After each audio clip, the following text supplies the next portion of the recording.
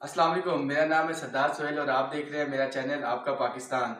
आज मैं बात करूंगा कल जो कमिश्नर रावलपिंडी ने जो बयान दिया, जिस तरह से उन्होंने इल्ज़ामात लगाए, लेकिन बगैर किसी सबूत के जो उन्होंने इल्ज़ामात लगाए, पाकिस्तान में मज़ीद जो है ना एक हलचल पैदा कर दी, पाकिस्तान के निज़ाम में एक दोबारा हलचल पैदा कर दी।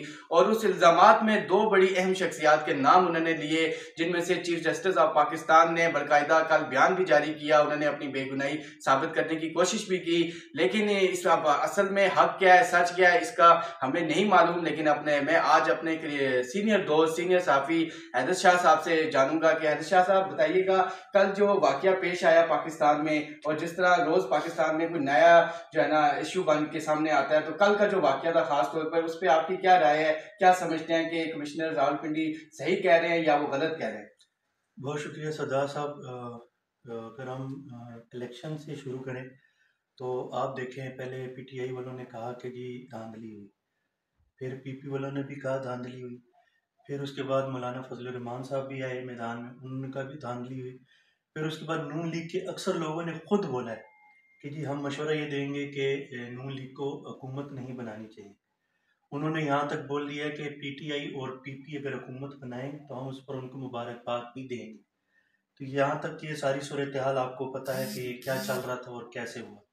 उसके बाद कल जो चट्टा साहब ने बयान दिया, तो मैं तो यही कहूँगा कि यार अगर उनको अगर गैरत आ गई 10 दिन बाद, अगर उनका ज़मीर जाग गया, तो उनको ये चाहिए था कि वो अपने साथ सबूत भी लाते।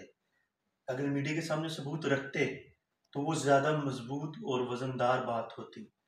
तो जबकि उन्होंने सबूत नहीं दिए, अब बीच में ये भी चीज़ आती है कि यार बाद में अगर वो सबूत दे रहे हैं तो शायद वो ये इल्ज़ाम लगाएं कि जी मुझसे इन्होंने सबूत छीन लिए, कुछ भी हो सकता है।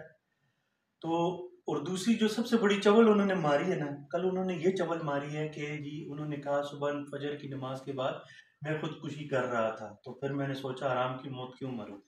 और अगर ये चवल उन्हें मार दिए, फिर उसके बाद इस चवल को साबित करने के लिए उनको सबूत लाजमी पेश करने चाहिए अच्छा, थे। आप क्या समझते हैं शाह जी, ये इसका फायदा कौन सी पार्टी को है? इस बयान से नून लीग को जा रहा है, पीपल्स पार्टी को जा रहा है या पीटीआई को जा रहा है? इसका फायदा किसी पार्टी को नहीं जा रहा, इसका उल्टा नुकसान हो रहा है। जो इलेक्शन रिग्ड हुए उसको सही करने की बजाय अब ये और कंट्रोवर्शियल हो गए।